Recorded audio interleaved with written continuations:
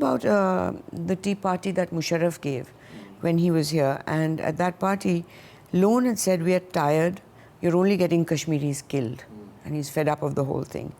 Gilani objected, said, "We are not tired, we will never be tired." And everybody around him, you wrote, was upset to say that we'll never be tired, because Kashmiris are, don't you think that Kashmiris are getting it from all sides, and they've been used by the powers around them, and they are justified in feeling bitter? Absolutely. I agree. Now, these words, which I've used in the book, obviously I was not at that tea party. It is what somebody told me from within.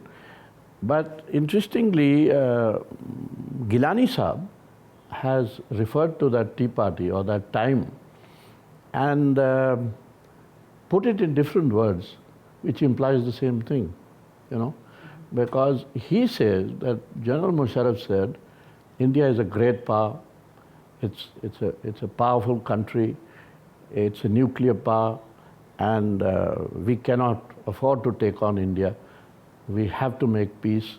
And Gilani Saab then said, then leave us to our own devices, And Gilani says that,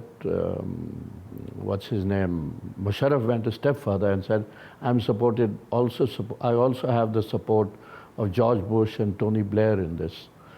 So it's interesting the way Gilani Saab has put it. It's more interesting, I think, than the way I have put it, because it comes, it's the first time this thing, but it implies or means the same thing, Now, when Lone was killed, Muhammad Saeed Malik, the journalist, wrote an obit in which he said Lone was martyred for being courageous and forthright. As a statesman, he had the vision to move forward rather than being bogged down, not marking time. Unfortunately, we are caught in an agony in which no one knows who killed who. The monster of death has haunted Kashmir for so long. We have suffered a lot and continue to suffer. Kashmiris are still in doubt whether the killer is dead or roaming about. Unless Kashmiris think independently, there is no hope of moving forward. This is what Lone taught Kashmiris, he's written. Now, why was Lone killed? Yeah, that's an interesting question. This has been our frustration in Kashmir, and I've referred to it in the book, that whoever we got through to, whether he was a politician, a religious cleric, or a militant, or whatever, let's say whoever stepped out of line as so far as Pakistan was concerned, then he got into trouble, and a lot of them got killed also. So I think Lone Saab, the story which went around, which I hear now, is that I think there was an apprehension in Pakistan, as there was in some circles in Kashmir, that Lone Saab might participate in the 2002 elections. I don't agree with that, because I had a lot of contact with Lone Saab. I was pursuing him, almost on a fortnightly basis, talking to him. And he never ever indicated that he would participate in the election. But he thought election is a good idea, free and fair election is a very good idea, and we should try and get the separatists on board. He says, I'm too old, there are younger people. And he was obviously hinting at the Mirwais. But the Mirwais didn't come on board. The only one who did put up proxy candidates was his own party, the People's Conference, his sons. So, are you implying that he was killed because he was going along with the democratic process? He was killed like all the others have been killed in Kashmir by the other side for getting too close to us, or getting close to us. So anyone who falls out of line. Now, if you ask the Pakistan High Commissioner today, who is the ultimate Pakistani, he will tell you Gilani Saab, because he is their front man, he is their number one man. In fact, they will say that he is more Pakistani than Kashmiri. Will Gilani say that? No, the Pakistanis would claim But will that. Gilani say that? Gilani will not say that. Gilani will not say that. He is pro-Pakistan, he says so, but he will not say that he is Pakistani and not Kashmiri. He will always say that I am Kashmiri, first and last, and I'm fighting for my own rights. So the risk that anyone who supports India's democratic process, the risk that they're taking is that they could lose their lives. And you have written in your book about the tit-for-tat policy, has been discussed, that if they are killing people who support India, we should perhaps think of the other policy, but no government, as you've written, has it's like agreed to. it's like we are discussing here, you know. It was as informal, as informal as that. No, it's never been seriously discussed, nor have we ever done that. But, and you know, the fear of the gun is still there. So if the Mirwais is not coming forward, he is afraid for his life. His father was killed, his uncle was killed, and his mother is extremely concerned about his safety. But then shouldn't this policy be reconsidered? Tit for tat? Yes, because because if people who support India are going to be killed, India is not going to get too many supporters. So, isn't it something raw should be looking at? I think it's something that Modi ji should look at, or the government should look at, or Mr. Rajnath Singh should look at. You would think it's a good policy? No, I don't think so. I think our policy has been a good policy. Just money? No, not even money, please. let's forget about money. I think our policy of just... Are you regretting that you wrote about the money in the book because people keep asking about it? No, I'm not regretting. बहुत हो गया, बंद करो. नहीं, बहुत तो हो गया है. No, I'm not regretting. It's a fact. Whatever I've written. I'm not regretting. But going back to the tit for tat. But the thing is that it's too much is being made out of this money thing. It gives the impression. Unfortunately, maybe I should have toned it down much more. It gives the impression that everyone in Kashmir can be bought or is bought. No, it's not like that. It's not like that. I can tell you there are a lot of Kashmiris who never wanted money, who never accepted money. So going back to the tit for tat, in many other countries, for example, Israel and America, in fact, they do follow a tit for tat policy. Yeah, they do. The point here is that, you know, here diplomacy comes into play. If you're going to complain about cross-border terrorism, and then you start killing people, then you can hardly complain, you know. So you can't have it both ways. We have maintained this... You can have it both ways, actually. I think it'll be much more difficult, you know. Diplomatically, our position then will become untenable. Even things but like... most countries do what needs to be done without bothering to explain. Let me put it to you like this. The recent statement by our Union Defense Minister, we're going to use terrorists to kill terrorists, I don't think is the smartest statement that has come out of this government. Because, you know, not only is the Kashmiri using it, and they're using it. In fact, Umar Abdullah has said so, that if militancy has increased in Sopore, it is only since the statement by the defense minister. So no, that's a stretch. Because a statement does not create militancy. But the point is, this same statement can one day be thrown back at you by the international community. But the international community itself, whether it's China or United Kingdom, they do whatever suits them, and they don't have to explain to anybody. They do what suits their national interests. So why is India appearing to be so cowardly? I don't think we are... That we have to explain. We don't have to. No, you don't have to. You don't have to. But then we should not go complaining that, you know... We can still go complaining. Well, that complaint will then... There is no prescription for behavior that if you do this, you can't do that. We can do tit for tat and we can also complain. No, there is absolutely no prescription. Pakistan does that. They complain about us fooling around in Balochistan. They have only this... Yeah, this is interesting what you say, because this has only started now, you know. These complaints never happened earlier. So either the RNAW has got very active, in which case congratulations to them. I'd be very happy if they are, you know. Well, BBC did No, but if that is so, then I think it's great. The RNAW is doing a better job. But my own feeling is, it is in a certain environment that these things are being said. Because, you know, India has now taken a slightly harder line than it has in the previous years. This government has taken. So we have to see what it connects with.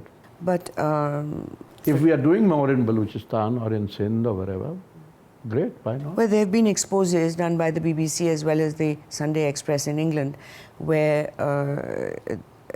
London-based Muttahidi Qawmi movement activist Tariq There's talk about, told police that Altaf Hussain being funded. And $1.5 million in assistance. They were taken for training in Dehradun. My point is, if this comes from British sources, then I would take it very seriously.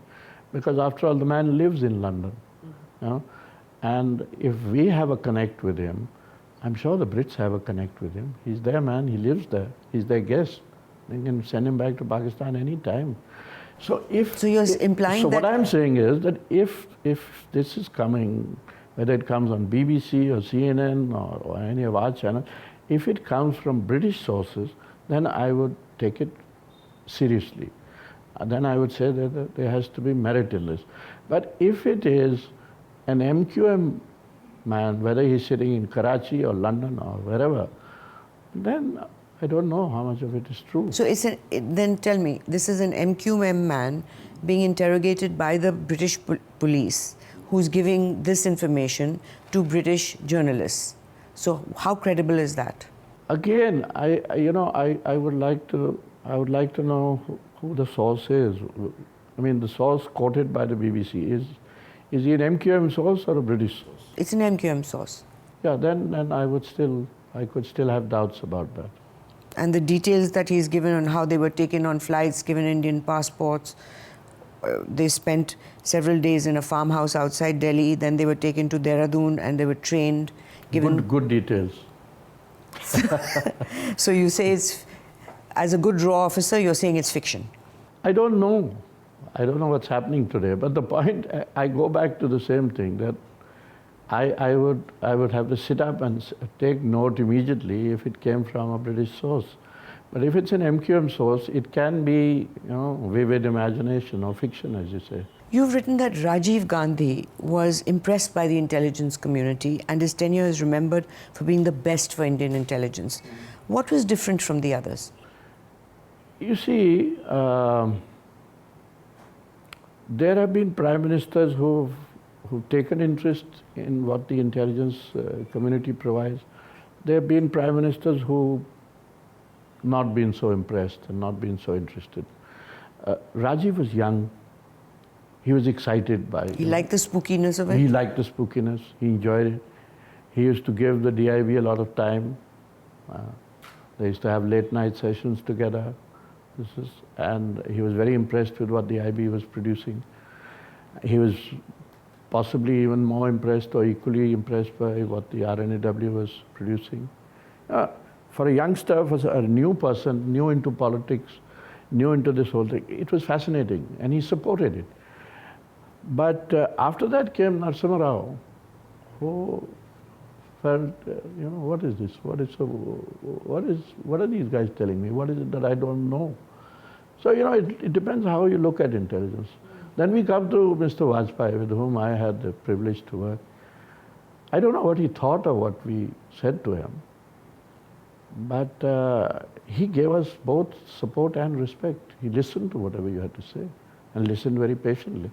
I mean, you could talk to him for 40 minutes or 45 minutes, he would listen. He may not say anything at the end, but he listened and he liked to listen and he liked his briefings. And I used to be reminded from time to time that you need to go and brief the Prime Minister. So he was like that. Prime Minister I.K. Gujral is believed to have subsequently closed down 2 raw covert action units, which is CIT-X and CIT-J. What are CIT-X and CIT-J? No knowledge.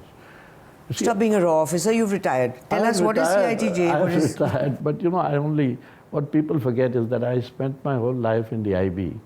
And it was just an accident that I went to the RNAW and I was there 2 years. Okay, as an IB officer, tell us what CIT-X was. I don't know. These are obviously references to the RNAW. I'm not aware of any. So is it true that that closing down of 2 units, whatever they were, by the Prime Minister I.K. Gujral at that time, that it had damaged Indian intelligence from which we have not recovered? That is what has been repeated. I don't know. I don't think it would be very fair to Prime Minister Gujral, to put it like that. What happened during that time, I don't know. But, there are a lot of people who say that the RNAW suffered during Morarji's time. Some things were closed down then. So these are old stories now. You've written that Farooq has said that I'm not my father, I'm not going to follow his politics, I don't intend to spend 23 years in jail, as Sheikh Abdullah did. I figured out that to remain in power here, you have to be on the right side of Delhi. And that's what I'm going to do. Absolutely. Now, his politics has been the most straightforward. Now, Omar, incidentally, has also said, which is not in your book, but he's also said the same thing many times, that I am not like my father. He's not. That's true. Unfortunately, true. Unfortunately? True. Why do you say that?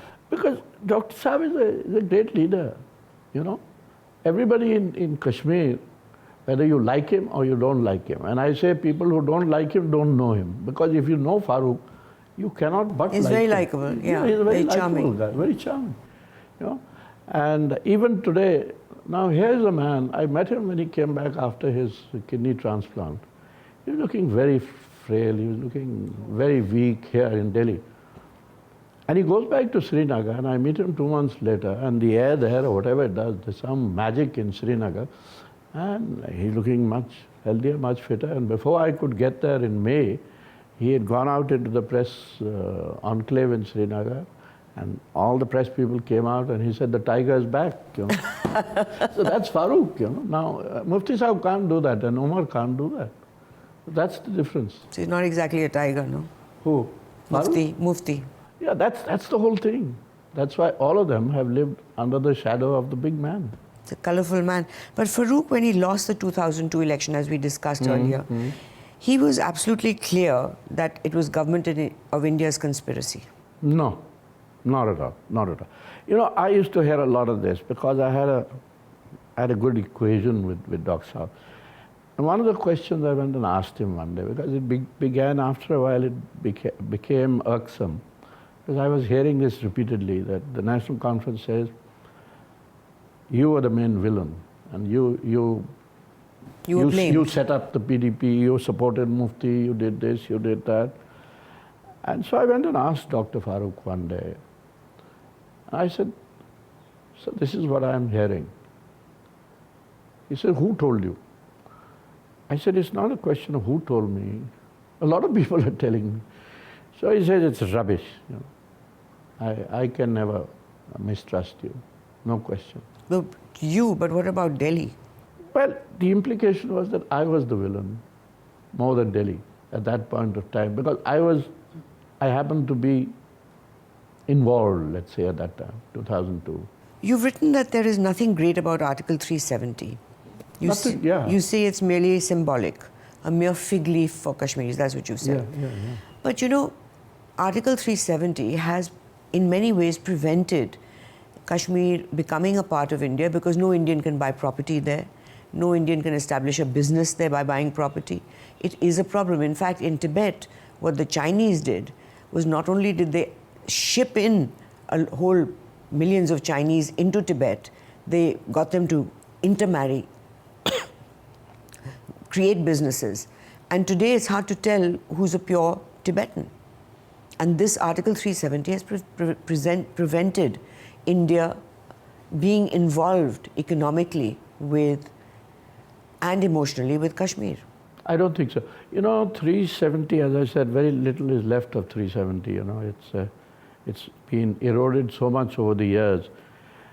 But coming back to your question about Indians going and investing there and things, after all, Lalit Suri bought a property when nobody was willing to... That was only that. There's no other example. No, there have been others also. There's no other example other than Lalit Suri. Well, that's a good example, It's a good example. He got it for a song because nobody wanted to do business there. It was the worst time, for in Kashmir, and still he went there. Now my point is, if you're a non-Himachali, you can't buy property even in Himachal, True. So I don't think this is such a big deal, and I don't think we should make too much of it. The Kashmiri likes to feel a little different, so let him feel different. Yeah, but even the Tamilian feels different. We confine ourselves and we talk about North India. Go down south, talk to a Tamilian. He doesn't feel like a North Indian. He doesn't feel Punjabi. That is true, but the point is that there are issues in the Article 370. If it was removed, it would enable Indians to go into Kashmir in a different way. See, that is the ultimate nightmare of the Kashmiri. And it took me a long, long time to get this out of a Kashmiri. And I think only 5-6 years ago I realized that what is the ultimate fear they have. And that's exactly this, that we are going to be, ultimately, we are going to be reduced to a minority in our own little homeland or state. Like Tibet. Yeah. So I don't think we need to do that. I don't think, let me put it like this, I don't think we need to rub the Kashmiri nose into the ground any further. Let me put it like that. Now I come to this issue of why you wrote the book. I thought you'd start with that. No. I was waiting for that. Because after this you might kick me out. That's why I kept it for the last. No, not at all. You have written that even the worst of times, you have to keep talking. Who will talk to Indians now that you've exposed everything? And who you're talking to and who's been paid? I'm telling you, yesterday the Mirwais said, the Mirwais is the one we are looking out most for among the separatists. Because he has a constituency, he is the Pope of Kashmir, and he has control of the Jama Masjid or whatever. So I don't think this is going to happen, that who is going to talk. Kashmiri will always need to talk. But you Kashmiri yourself, is willing to talk. You yourself have written that when these intercepted conversations were taped by RAW, and a decision was taken by the Cabinet Committee on Security to publicly release these tapes. Yeah. And you said, as an intelligence person, the first question that struck me was, why should this be made public? That's right. It would be counterproductive, for once you let the world know of a certain technical capability that you might have, the enemy knows, and your capability is likely to be neutralized. Isn't that what you've done in this book? You've neutralized talking? Not at all. You see, here I'm talking of technical capabilities. There are certain channels, there are certain this thing. Now, if you expose a certain channel, then that nobody is going to talk on that channel. As it is, TechInt has its limitations. This has been my argument throughout, that there is only X amount that you could get. Like, to give you an example, both in the Punjab and in Kashmir, and I'm sure it happens in the Northeast, I'm not familiar with that, that initially we got huge amounts of intelligence because of people talking. On the telephone, on the mobiles, on this and that. Then they caught on that this was compromising them. And after that, particularly in relation to Kashmir, because I followed You've Kashmir, written that the information a lot dried of up. this information was applied into the system, So, human relations, human intelligence is very different. Now, I don't think there is any Kashmiri who doesn't know that I was talking to Kashmiris. Yesterday, Gilani Sahib has said this, very, very interesting. And he was asked this question. This is a private Pakistani TV channel. And that person quoted my book and said that, and he says, that's right. At that point of time, all of them were talking to him. 6 out of 7, meaning he was not talking. So these are known facts. But for a raw IB guy, to go public with all this information, you yourself said the founder of RAW, Ramnath Kao, there's no known photograph of him, and he was so secretive. Yeah. So Kao Sahib would never write a book, no. So then why did you expose all this? Well, Malik Sahib did write a book. Forget him. Why did you do this? I just felt like it. I mean, You can't be felt like it. Look at what you put so much information out there which is now compromised. There is nothing compromised. All this is in the public domain. That's what I'm trying to tell you. People might pretend they don't know, but if all this is known. If it was already in the public domain, there wouldn't have been such a noise. No, people would have just ignored the book. No, that's what But there's a saying. lot that you've put in which has not been in the public domain. It is, if you can tell me any one little thing which is not known to Kashmir or Kashmiris or which is not in the public domain, then I will answer to that. But the question is that, as I'm telling Let me tell you what's not been in the public Okay, domain. yeah, please. That you said that Sajad's demands were more extraordinary than Delhi could meet. No. What were those demands? What I have tried to say is that Delhi could not understand this youngster, you know, because he is a difficult customer. He's not an easy guy. But he has a lot in him. He's a leader for the future, as But I what see were him. his demands? He could be chief minister one day. Was he asking for more money? No, it was More just, facilities? It was just, you know, a certain, again, the Kashmiri needs a certain accommodation, a certain, you know, recognition, let me put it, you know. And every Kashmiri youngster today thinks he is chief minister material.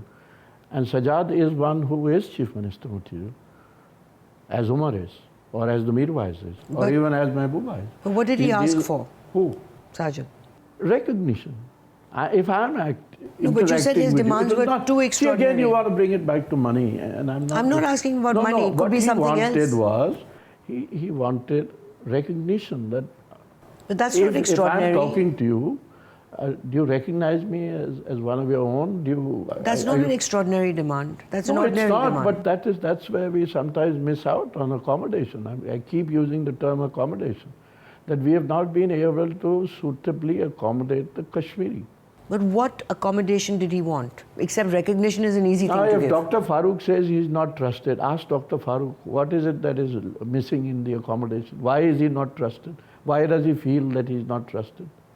There is something in the psyche there. That's fine, So but- that is why you have to build on that. You have to play on that. But what were And the demands we have could not succeeded meet? all the time. What were his demands that we could not meet? I don't know. I mean, Mr. Dulat. maybe some of them I can't tell you. You know. Then say that. Yeah, okay. Okay. But, okay, I'll tell you something.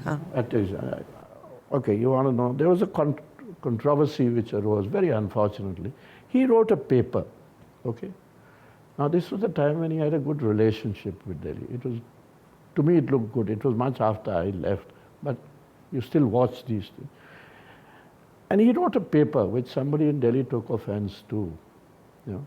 Now, I thought, it's not a big deal. That's where accommodation comes in. So you can't say, you so-and-so, how dare you write this? That's what I'm implying. Okay, now I've mentioned what you wanted to know. You have written an Irishman named Michael Semple pointed out Mullah Zaif from the Taliban to you at some conference. Yeah, it was in Pugwash. Berlin. Yeah, okay. Telling you that you must talk to him. He said No, to you... I actually, you know, I was fascinated that at this conference, there was a Taliban leader, well known, I mean, he's written a book, Mullah Zaif. Somebody said, that's Mullah Zaif. I said, wow, do you think I can have a conversation with him? And there was this character there, Michael Semple, who I later on learned was, you know, he worked for MI6 or whatever. Fascinating guy again. He reminded me of, had a beard, he used to talk Hindustani, he has a Pakistani wife, looked like Lawrence of Arabia, you know, to me. Okay. And so I asked him, I said, you know, I had a long chat with him. And he said, I said, can one have a conversation with Mullah Sahib? He said, why not? I said, is he worth talking to? He said, certainly. He's not at the highest this thing, but he has contacts and they use But him. you've written, interestingly, you've written, Michael Semple said to you, he's not in the inner core, but they've parked him in Kabul. That's right. And he does have access to Mullah Omar. Omar, yes. So he meets people, he listens, and then he reports back. So you have exposed him. Who? Apna Mullah Zaif, you've exposed him for reporting back to the MI6. Reporting back to MI6? How would I know if he reported to MI6? Michael Semple says that. What does he say? He says he does have access to Mullah Omar, so he meets people, he listens, and then he reports back. Zaif reports back. Yes, Zaif reports to MI6. No. The implication here is that he reports back to his own people, to Mullah Omar and, you know, the Taliban leadership. What Michael Semple was telling me is that this guy is parked in Kabul. He listens, he meets people, he listens, and he reports to the Taliban. So it's a listening place. But the Taliban is in Kabul. No, they're not. The Taliban is in Pakistan. The Okay, Taliban leadership to which, the Taliban to which he belongs. I see. Of course, he was in Guantanamo Bay. Yeah, that's the another Pakis point. handed him over to, That's what the Americans. this is interesting. You've written that Mullah Zaif was sent to Guantanamo Bay Yeah. when Pakistanis handed him over to the Americans. Yeah, they had handed over some people. He was there from 2001 and he has cursed the to Pakistanis. in his book. 2005. You wrote, I don't know if the Americans turned him around. Yeah. Even the UN had taken him off its terrorist list since the previous year. That exposes that he was made an informant. Could be. He could be a CIA agent. He could be an MI6 agent, as you're suggesting. He could So be you're anything. exposing that. Doesn't that endanger his life? Whose life? Apna Mullah Zaif. How can I endanger his life? By if telling the world that he has been turned around by the Americans, so now he's back in Kabul. And you make it sound as if I am the repository of all the intelligence knowledge in the world. You should be. I'm not in the least. I'm only telling you what could have happened, what may have happened.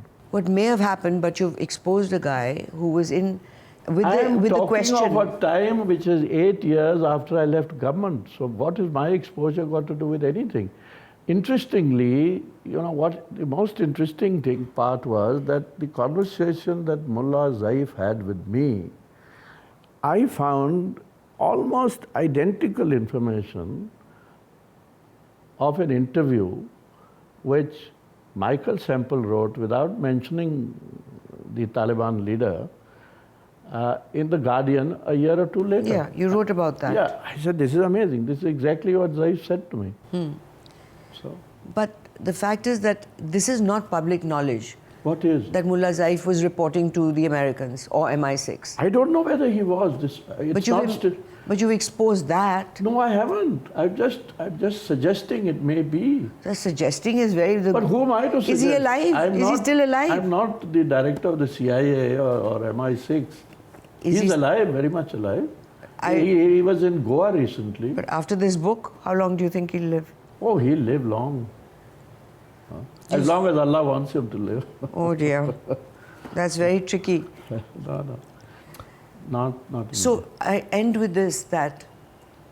You see, what you're trying to get at is that I've exposed things, I've exposed people. Yes, you have. I've exposed nothing which is not known. If Michael Semple knows it, then who am I to expose anything? And if Mullah Zaif knows something, what am I to expose anything? No, you're in a... And if the Kashmiris know something, what is there to expose in that? No. Gilani Saab is saying exactly what I've written in this book. You're presuming... He said it in an interview to a Pakistan TV channel. But you're presuming that everything that you have written is already known. Absolutely. Otherwise, I wouldn't write it. A lot of what you have written has gotten this the is a attention question. which has not been known. There is nothing in this. If you can point to one thing. I pointed you to No, it so may many. not be known to you or to me, but it's in the public domain. This, a question. I went to this. But you outed Mullah Zaif as an agent. Isn't that serious? I haven't used the term agent. I said he may have been turned around. But That's enough. What could be worse than that? This is common sense. If you have been, like I'm saying now, I'm not again saying that I don't want to put it in so many words that Altaf Please put it in some words. That Altaf Hussain, who lives in London, that's why I said he's a guest of the British. So isn't that well known? Maybe in the intelligence community, not for the layperson. Of course, it's known for a layperson where he lives. It's been written of in the English press. No, so you're presuming... I have read it myself.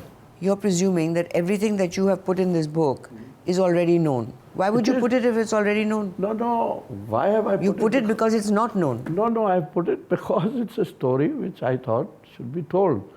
And what is my motivation? What is your motivation? Motivation. I've helped you come back to motivation. Motivation was that there was a story, and I thought, let's put it down. Actually, this is a story for Kashmir and Kashmiris, but some of them don't like what I've said. I think when they read it again and again and again and understand it better, maybe they might appreciate it. That doesn't matter. But it brings me to a question, which I was asked at the Express, that idea exchange thing. Yes. They said, tell us how much of of this have you revealed about Kashmiris and how much have you revealed about Delhi? I said, there's nothing to hide about Delhi, you know. Delhi is... But there is. There is... No, anyway, I have not mentioned There any is plenty secrets, to hide. But... For national security, there's plenty to hide.